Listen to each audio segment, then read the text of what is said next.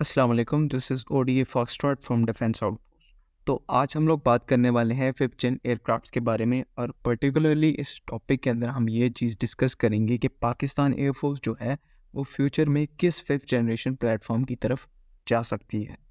तो काफ़ी लोग ये सोच रहे होंगे कि अभी-अभी तो 4th जेन का दौर आया है, ये दरमियान में 5th जेन कहाँ से आ गया? तो बेसिकली बात ऐसी है, अब दौर है जदीद टेक्नोलॉजी का, टेक्निकल एडवांसमेंट का, जिसके अंदर जो एवोल्यूशन और डेवलपमेंट पीरियड है वो काफ़ी कम हो गया है। तो जिस 4th जेन टेक्नोलॉजी को आने में 10 से 15 साल का टाइम लगा, आपने देखा होगा रिसेंटली 5th जेन इतना पॉपुलर हुआ है कि 5 साल में कई मुल्कों ने उसको मैच्योर टेक्नोलॉजी के तौर पर प्रेजेंट कर दिया है, जिनमें यूएसए, चाइना और रशिया सरे फहरिस्त हैं। और रिसेंटली इस रेस के अंदर तुर्की ने भी कदम रखा है, लेकिन उनकी एक स्लो पेस है, वो उस पेस के साथ मूव कर रहे हैं। तो ऐसे में 4th जेन एयरक्राफ्ट को प्रोक्योर करना अपने आप में एक सवालिया निशान बन जाता है कि जब दुनिया इतनी तेज़ी से मूव कर रही है, आपको नहीं लगता, आप अनसर्टेन हो जाते हैं कि क्या ये जो 4th जेन या 4.5 जेन के एयरक्राफ्ट हम प्रोक्योर कर रहे हैं, ये आने वाले 10 से 15 सालों में रेलेवेंट रहेंगी भी या नहीं। तो बेसिकली यही वजह है कि पाकिस्तान एयरफोर्स जो है वो इतना इंटरेस्ट शो नहीं करवा रही 4th और 4th प्लस जेन एयरक्राफ्ट में। रादर देन पाकिस्तान एयरफोर्स का जो इंटरेस्ट है अब वो 5th जेन एयरक्राफ्ट की तरफ ज़्यादा है।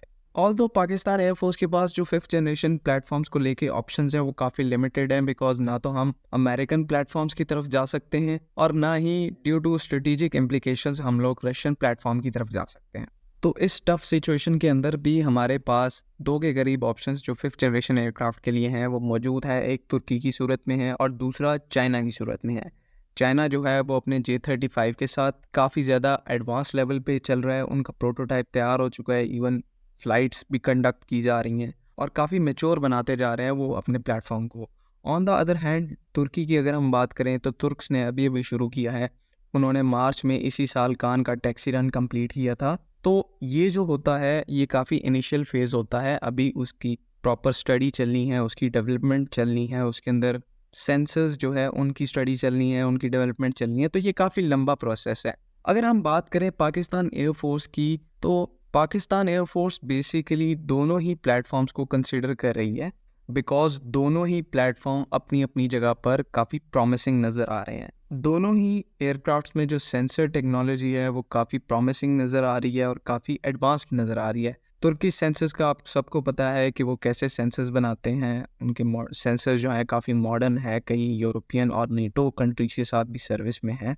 On the other hand China की जो एवियोनिक्स टेक्नोलॉजी है वो तो एक अनदर लेवल पर है। उनकी जो सेंसर टेक्नोलॉजी है, सॉफ्टवेयर टेक्नोलॉजी है, वो नो डाउट तुर्क एवियोनिक्स से काफ़ी आगे है, लेकिन अभी भी पाकिस्तान एयरफोर्स ये देखना चाह रही है कि शायद तुर्की जो है वो एक बेटर 5th जनरेशन एयरक्राफ्ट ला सके, लेकिन ऐसे ही पॉसिबिलिटी बहुत कम नज़र आ रही है, बिकॉज हर एक 5th जनरेशन की टेक्नोलॉजी को खुद से डेवलप करना एक काफ़ी टाइम टेकिंग और लंबा और स्ट्रेसफुल प्रोसेस है। चाइना का जो J-35 है वो ऑलमोस्ट अपने फाइनल फेजेस के अंदर है और एक प्लस पॉइंट उनको ये भी जाता है कि पाकिस्तान एयरफोर्स के पास ज़्यादातर जो इक्विपमेंट है वो भी चाइनीज़ है, JF-17 हो या फिर J-10C हो।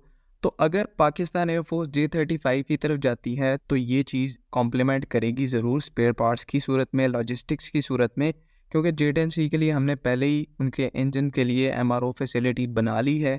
JF-17 के लिए भी MRO फैसिलिटी है, उसके पार्ट्स के लिए, एवियोनिक्स के लिए।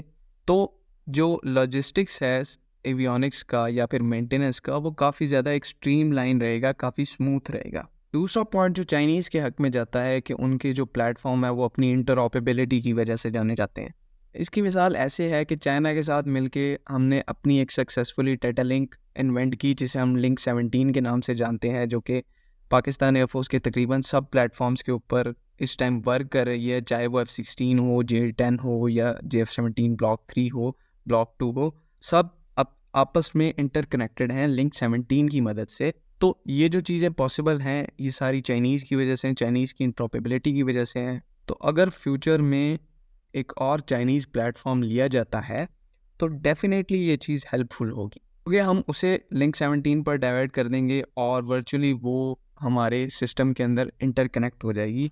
वेयर एज तुर्किश खान के अंदर ऐसा सिस्टम नहीं है। उसके लिए फिर डेटा लिंक का जो प्रोसेस है दोबारा से शुरू करना पड़ेगा, जो कि काफ़ी लेंथी प्रोसेस है। यहाँ पर एक और पॉइंट जो है वो चाइना के हक में जाता है, वो ये है कि चाइना की जो एयर टू एयर मिसाइल्स हैं वो अपनी लेथैलिटी की वजह से जानी जाती हैं, और इसकी अच्छी खासी पॉसिबिलिटी है कि वो अपने आने वाले 5th जनरेशन एयरक्राफ्ट्स के साथ अपनी जो फ्यूचर की advance air to air missiles हैं उनको लाजमी इंटीग्रेट करेंगे, जिसमें PL-21 जो है वो जो PL-15 का एक अल्ट्रा लॉन्ग वेरिएंट है वो भी शामिल है। तो ओवरऑल अगर बात की जाए तो चाइनीज़ J-35 जो है वो अगर पाकिस्तान उसकी तरफ जाता है तो वो डेफिनेटली ज़्यादा इफ़ेक्टिव रहेगा, ज़्यादा कैपेबल होगा, और साथ ही साथ आपकी जो तमाम फोर्सेस हैं उनके साथ इंटरकनेक्ट होगा, क्योंकि आने वाला जो दौर है वो नेटवर्क सेंट्रिक वॉरफेयर का है।